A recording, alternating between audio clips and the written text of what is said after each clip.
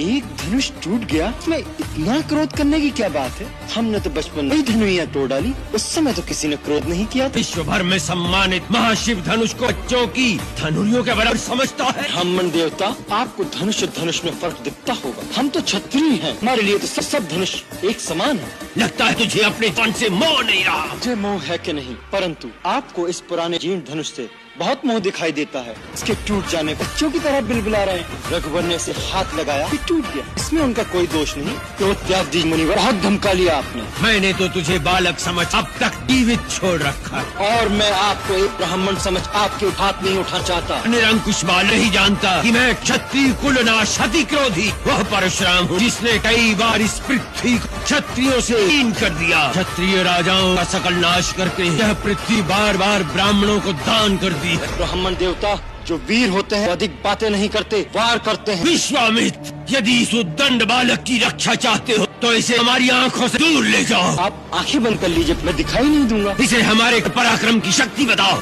अपनी गुण गाथा आप स्वयं इतनी अच्छी सुना लेते हैं कि दूसरे की आवश्यकता ही नहीं।